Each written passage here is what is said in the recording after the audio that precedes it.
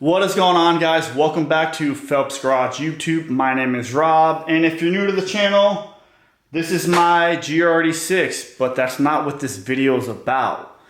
But I want to give a quick update for those that have been following me. I haven't posted in a few weeks, and that's because, well, I don't have the parts here to take this to, version 2.0, making a bunch more horsepower. But my buddy reached out to me, Justin, with the Supra, and he was like, yo, just got the car tuned, got a downpipe, exhaust, and he's like, let's go take it for a drive. And I was like, hell yeah. So in this video, we kind of do that, kind of do an overview of the exhaust, the tune, the whole experience of having it done, and just kind of ripping it in the Supra. Anyway, hope you guys liked the video.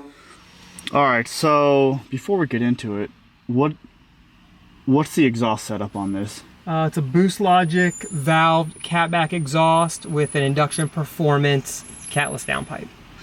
All right, we're gonna do the first start. This is not really a cold start because you got to pull it out of the garage. So here we go.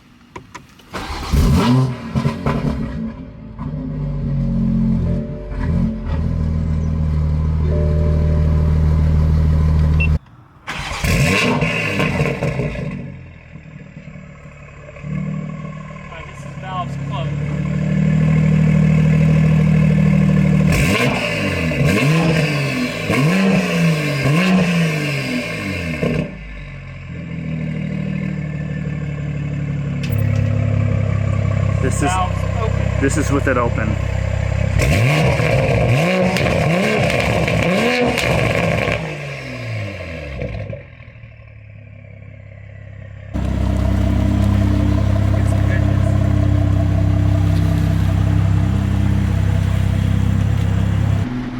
So this is in sport mode. The exhaust valves are open. And no drama, it's not annoying, it just adds to the experience of the car. Now obviously, as soon as I flip, the paddle, we got some pops. But even that's still not crazy. I love a little pop, a little bang, but when it's just like, bah, bah, bah, bah, bah, bah, bah, it's annoying. This just adds to that excitement. Do a small pull.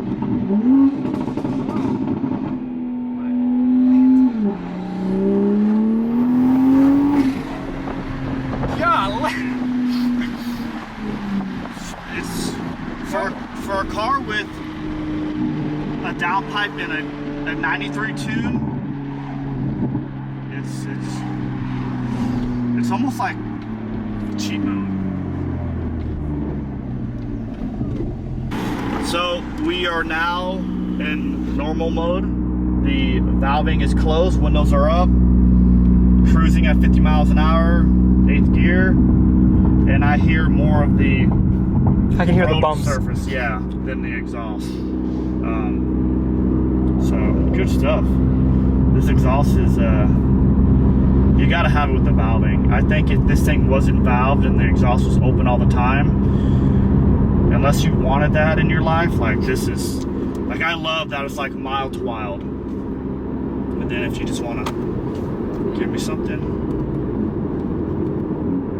valves are open. No, they're closed. You gotta put it in sport. You gotta put it in sport. Oh, okay, gotcha. So I'm just in manual. You're just in manual, yep. Do a small pull with them closed.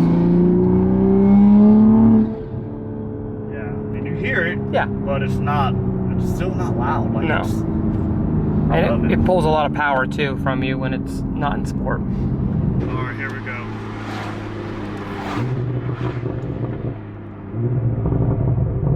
Gonna roll into it in a second.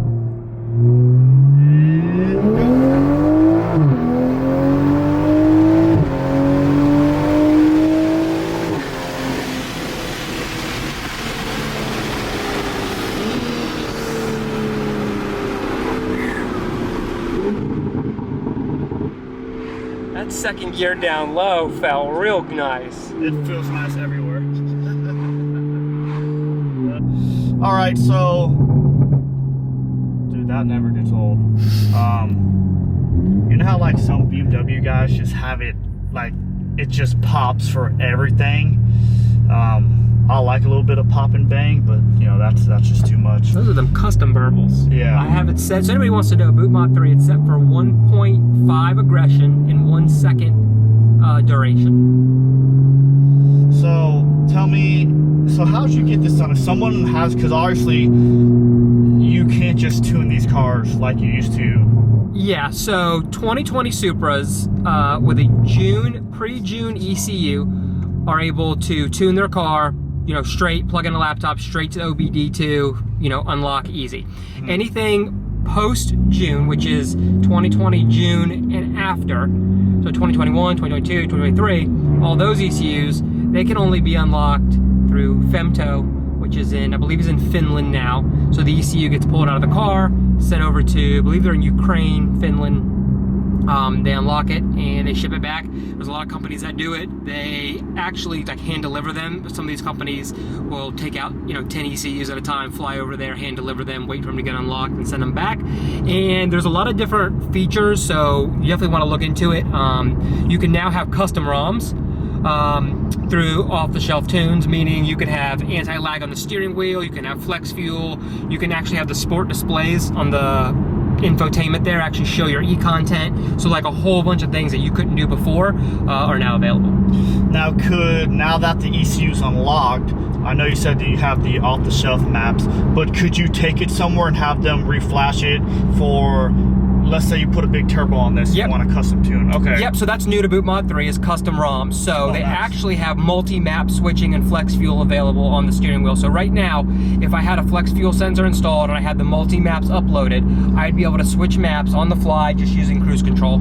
And you can just switch maps that way. Or Mike Body is pretty much the known tuner for these cars. And you can go to a shop, he'll remote tune in, and with BootMod3's custom ROM, so you can tune it just like you could on ECU Tech. Now, I'm sure EcuTech, ECU Tech is a little more advanced. I don't know much about that platform, but my understanding is you can do similar things now with BootMod3 custom ROMs like you can with ECU Tech. So this car is basically just lowered on what, HKS springs? Yep, HKS okay. Hypermax adjustables. Yep. And we have a Nitto, the NT555R. Yeah. The drag radial, whatever. Yeah, the R2s. R2s, yep. Okay. Yep. And the 100 tread wear, it's a 285, so a little bit wider than factory. Yep. But when this car was on a factory tire, like, it wouldn't make sense to roll into it in first gear because it would just, yeah, you're just spinning. Second gear, like, what I love about the car, like, there's just no drama. It goes and it stays in a straight line. It doesn't want to get, you know, it doesn't freak you out, and it's fast. I mean, for a car with a 93 tune, and it's off the shelf, so nothing really custom. It's how it comes.